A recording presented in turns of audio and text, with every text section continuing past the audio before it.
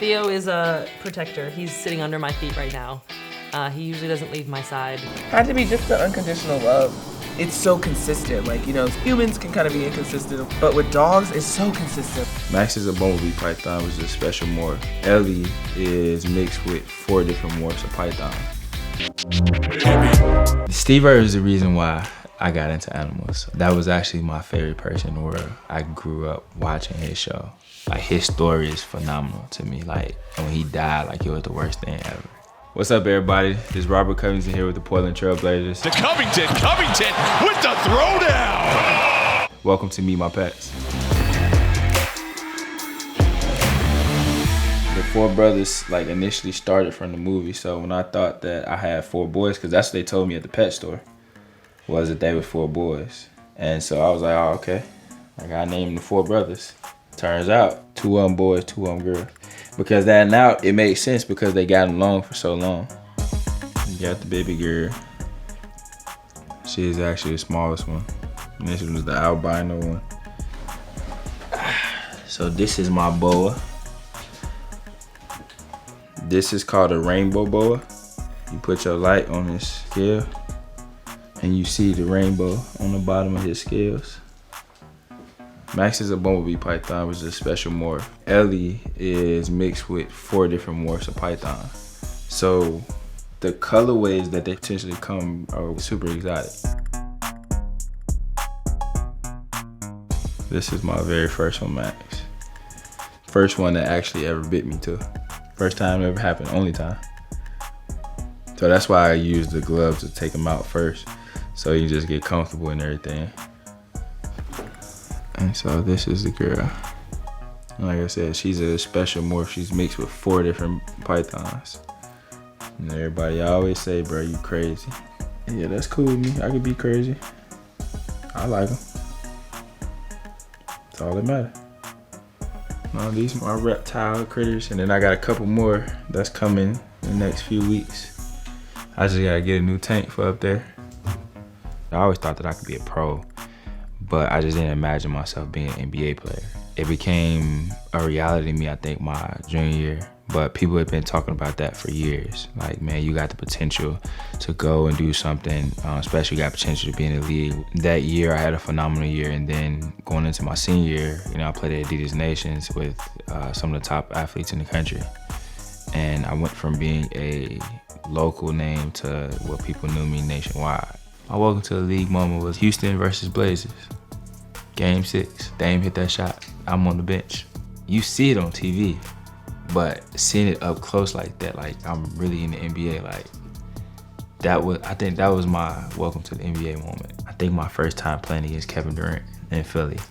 We got whooped, but I still had a great game. And just battling, like I've been watching this dude in college. Me and my teammates was like talking about him and everything. Like, you know, one of the best players in the world. 30, 40 text messages, group chats going crazy, like, because I was actually playing and I was actually having a good game. It was just like, damn, like this is who we talked about. And we was just in college a couple years ago, like. So for me, playing-wise, I think that was my welcome to the NBA moment. I think the top 3 guys that have the best style on the team would have to be Dame, CJ, and Nurk. You know, I put myself up there as well, but I think them guys, they got the top 3. My favorite Jordans ones, the Chicago colors. I got a series of shoes. Never worn. Shattered backboards. These and these. These are two of my favorites as well. Another pair of off-whites, all whites. It's like one of my favorites. My ultimate favorites is like my go-tos. I gotta show you my favorite players. Gotta show you these. Of course these. Still ain't worn. And I had these for about 3 years now. And then my last one, I'm gonna show y'all, of course, you gotta have something that's gonna stand out. And I got a whole outfit that's electric. That when I wear it, you can be like, what the hell? That's my collection for right now. There's a lot more coming. Next 5 days, it's probably gonna be like another 15 pair of shoes that come. Like from the time where I was 8 to the time when I was 15. My foot grew every year. So I was constantly changing shoes. When it came down to it, my mother never bought us a bunch of shoes because it was like, you're not gonna sit up here and wear them for a long amount of time. And I used to sit up here and I used to squeeze my feet in some of these shoes and she'd be like, you can't fit them no more. I'm like, but I like these. My parents did a great job with us about appreciating and understanding the value of things, even if you might think it's not something, crazy. I had a real mental breakdown where I was ready to walk away from all this. That's what happened 2 years ago. I was mentally out of it, checked out. I sat and had surgery, solitude, man, by myself. Literally with my big ass dog, big ass cane corso. My dog did not make this transition for me hard at all. I don't know how, I don't know why, but he was the best dog ever in the world. I was on crutches, trying to walk a 120-pound dog. He never once left my side. Never pulled me, never tugged me, never did nothing. This was my oldest dog that died, Jax. He passed away in November last year. The unique thing about my dogs' names, all of them are named after cards. Ace, King, Jax, Joker, Deuce, Trey. I had a moment where in church, we had went as a team and this pastor talked to me, never spoke to me a day in my life. He was so on point with everything that it was scary. And it just was like, well, if you see this, why can't I see this? And so that's when I really started to believe, and then my teammates pouring into me as well. That's when everything just started to click. Whenever I get overwhelmed, like I said, I just go scroll down in my email, and go back and listen to it. And it's it's like a 2.5 minute clip of just listening to his prayer. Do you mind sharing a few words from that? I can let you listen to it. But I want you to know that God is about to release something in you He put there that's going to take you to greatness. There's greatness on the inside of you, but to release that, you have got to let it all go. You've got to come to that place where you just say, God, here I am. Lord, I let it all go. And Lord, I thank you that you're going to give him the grace to do that. At one point where I really lost myself, and mentally I got to a dark place. But when I came back, when I was in a dark place, it's only one place you can go, because you can't go no darker. Like, I came out on the other side and I seen the light, and that's what changed my mental, and that's what put me in this realm that I am today. I'm thankful for everything that I went through. And people always ask me all the time, would I change anything? And I'd be like, no. Now, no matter what comes my way, I'm like, okay, what are you teaching me? What is this? What are you trying to show me? It's about how you change your perspective and everything. I made all defensive team 2018. That was really surreal, because everything that I worked on became put to light when I made all defensive team and first team at that. Yo, it's Robert Covington, man. Thank you for meeting my pets. Hey, I wish you guys well. See you next time. Coming up next. I wouldn't say trouble child, but he is. And Ace is the cuddle type. He loves to be loved. He loves sitting next to people all the time and just kind of sniffing them out, kind of on his own path. So I think that's why I can relate to Deuce a lot. If Deuce could tweet, hashtag who wants to come over, hashtag house party, hashtag drinks on me. Hey guys, I'm Asia Wilson. I play basketball for the Las Vegas Aces, and on top of that, I am a pet mom. This is Ace, this is Deuce, and you're watching Meet the Pets.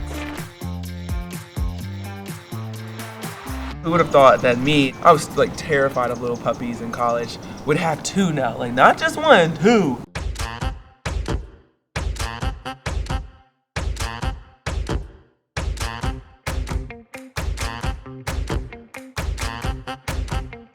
So when it came to naming them, especially Ace, I just kind of went off of just the Aces. Very unique, of course. The second two in Ace is a Deuce. Ace and Deuce, they're two peas in a pod. I got Ace before I kind of went to the bubble. He was just the sweetest thing. He spoiled me to death. He was just very, very good. Ace would give me this face I just need a brother, I need a pal. And I'm like, do I really want another one? I didn't know if I could handle the responsibility. I actually didn't get a chance to take my dogs into the bubble with me. Oh my gosh, it was the hardest thing ever. So no pets allowed. And that was the hardest part for me because I'm like, that's my child. Like, I don't know how I'm about to make it. Like, they really keep me in check, especially Ace at the time. And it was tough, hence why I probably got Deuce. They were all very emotional decisions. So in the bubble, I actually like called my mom and was like, I think I'm gonna get another puppy. And that's when I got Deuce. And right after I got out the bubble, I went straight to the airport and Deuce could fit in the palm of my hand. And he is definitely the little brother that everyone, you know, try to stay away from, but he's so cute. And yeah, that's how I got Ace and Deuce. So the thing I learned the most about just having a puppy, let alone two, hey, get out of my pocket, had to be just the unconditional love. It's so consistent. Like, you know, humans can kind of be inconsistent, but with dogs, it's so consistent. Like, I know that these two here are gonna be like the highlight of my day because it really keeps me in a positive mindset. So it's definitely teaching me a lot about just myself, but also just how to treat other people and like emotions. I would have to say I am probably like Deuce. I think he is like, I wouldn't say trouble child, but he is, and like we're both Leos, so I would say that. But then at the same time, Ace is like the cuddle type. He loves to be loved. He loves sitting next to people all the time and just kind of like sniffing them out. Deuce is kind of like on his own path, so I think that's why I can relate to Deuce a lot. So Ace, for his graduation from puppy school, because of COVID, we couldn't go out and do his public training. We had to kind of throw him in the pool because he needed to learn how to find my voice. And I felt so bad, like I couldn't even say his name. Ace is now terrified of the pool, but he graduated. He has his cap and gown, he does. If Deuce was playing, he would probably be, I want to say point guard, but he is all over the place. He's too crazy to be a point guard. So I would have to say he's a 3. He's a shooting guard. He can get the job done. Ace would probably be like me. He'll be like a stretch 4. He can do a lot for you. Can get it, like, you know, he's a bucket when need be. But at the same time, like, he's versatile. He can do a lot of different things. I don't know about Deuce's defense, but Ace, yeah, he's disciplined. Deuce's, I don't think so. I would definitely say Lisa Leslie. I would have to say Coach Staley, Dawn Staley, Cheryl Swoop. She started the game for a lot of us. I'm gonna have to say like Lauren Jackson. I think she's a sleeper. So those are my top 4 right now. I'm missing a lot of people and I'm probably gonna hear about it, but it's okay.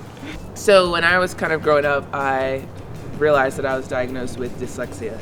And so when I started my foundation, I knew when I left college I wanted to do something for families and for children, because I know if I didn't have those resources, I wouldn't probably be standing here to even feel comfortable with speaking out about my dyslexia. You can always help someone.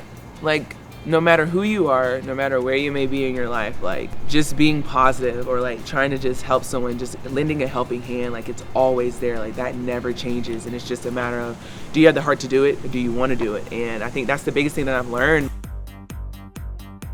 This is the pet challenge part. We have the treats. I have my amazing dog trainer, Terry, and we're gonna show you guys what Ace and Deuce can do. Deuce, turn up. Yes. Yes.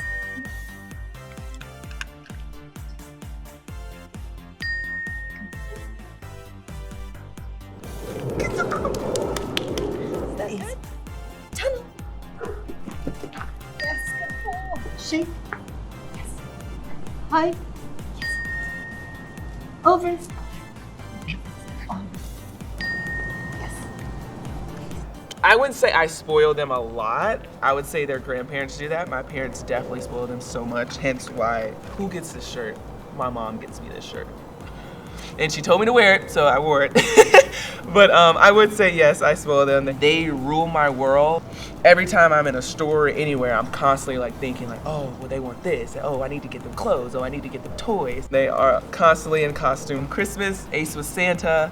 Deuce was a present, a gift. And for Valentine's Day, they had free kisses shirts. My favorite college game, everyone would say I would say national championship, but mine has to be my senior year SEC tournament championship game, because no one expected us to win. Like, everyone was against us. It was full of Mississippi State fans. and we won. So that was like the best game. I love being the underdog, no pun intended, but I love being the underdog in that way and like coming out with a win. That was like my favorite game of all time.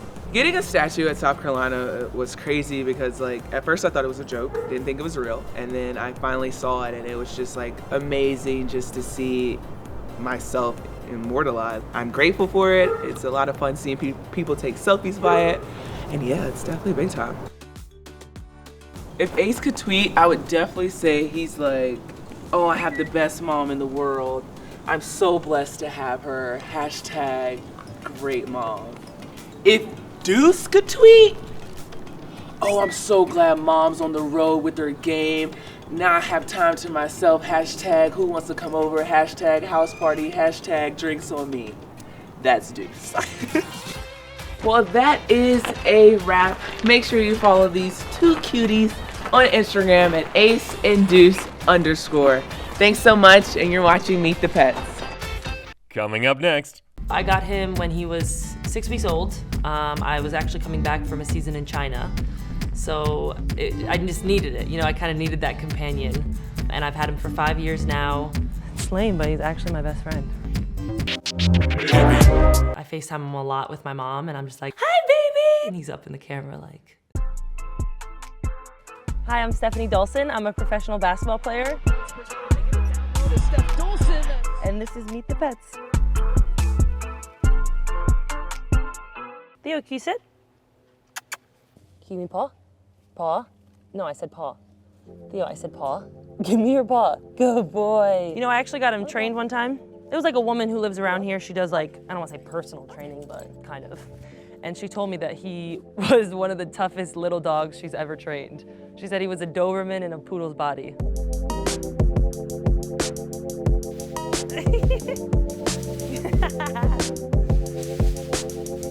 I'm a professional basketball player. I'm the center.